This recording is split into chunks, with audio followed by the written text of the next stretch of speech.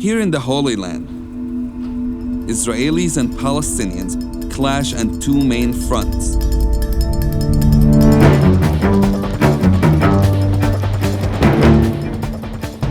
The territories of Gaza and the West Bank. In the West Bank, Palestinians gather every week to protest against the Israeli settlements here.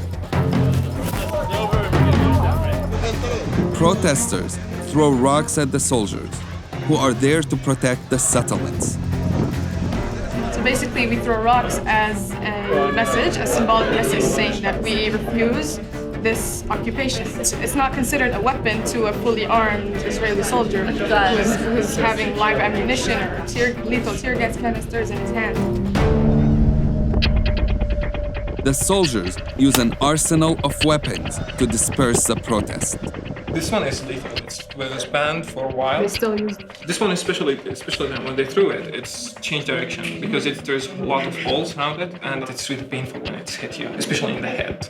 Security forces classify these weapons as non-lethal, but they can still kill. A protester was killed here just a few weeks ago by a tear gas canister that hit him in the head. These photos show the moment he was hit. This is actually the one that killed him. This one is in the bottom of it, and this one Okay, the and then actual this one. Let's flies make the out. head. Yeah. Okay. Tell me a little bit about the background. Why you will protest here? Well, in Nabi Saleh, the whole story started with the story of the settlements across the street. It's Halamish. The Israeli, after they took over the land, they took it as a military base, and later it became an actual settlement.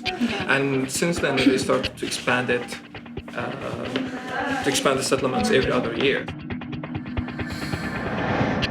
The protesters say that when the settlement expanded, it took control of a nearby natural spring, and now their village isn't allowed to access the water.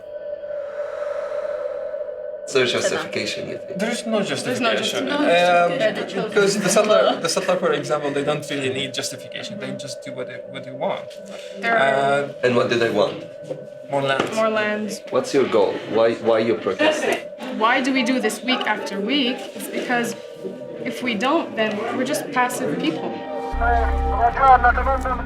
The risk for us is we could be shot, we could be in the tear gas range, and we are right in the middle of it. This is the danger zone. Some of the kids are covering their head. They wear these masks to hide their identity from the soldiers. ليش عم تتظاهر?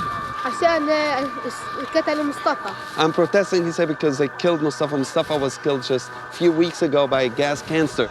The town is only 500 people, so when somebody is killed, everybody here knows who they are.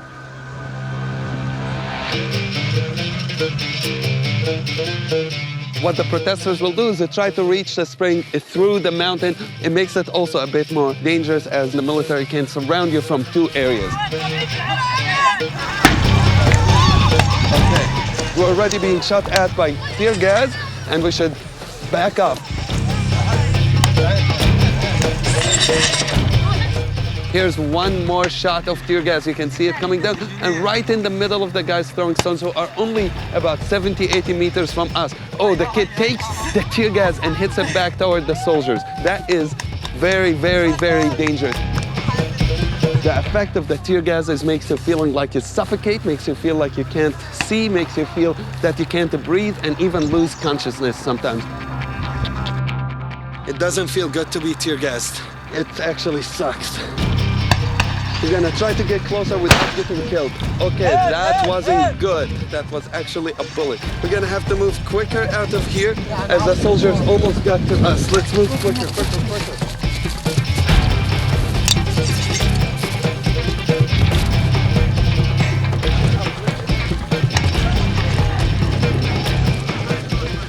They will probably surround the town, and we're gonna have to get out, or we might be stuck here with a curfew for the next day. Protests have been held here every Friday for the past 3 years. Every week, more young Palestinians are injured or arrested by the young Israeli soldiers sent here to stop them.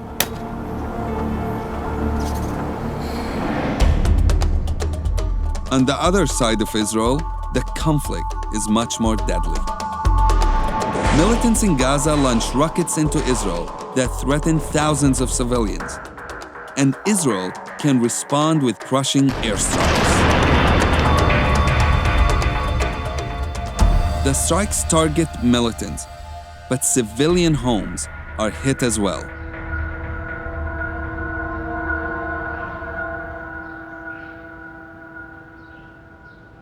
This wheelchair belongs to my neighbor. She was an old lady, 85 years old. She's innocent, of course. She was killed by the Israeli attack.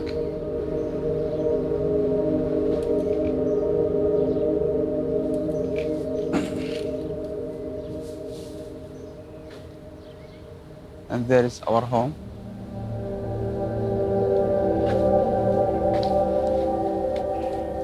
I am Fahmi Riyad Dalou. I work here in Gaza. This is my room. I can't believe that I made it through to tell you this story.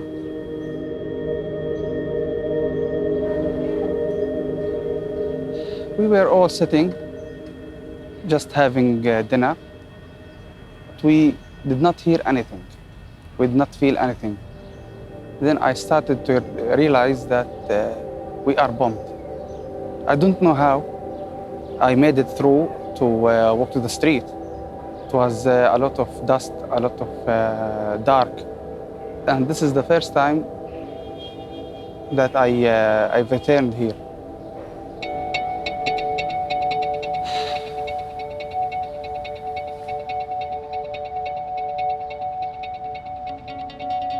My uncle's home, there were 10 killed people.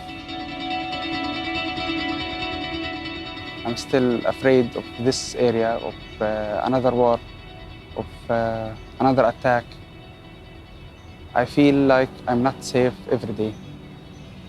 When the electricity is gone, every day I panic. Because for a second, I feel like it's happening again. When people only know each other through these experiences, they can only see each other as enemies.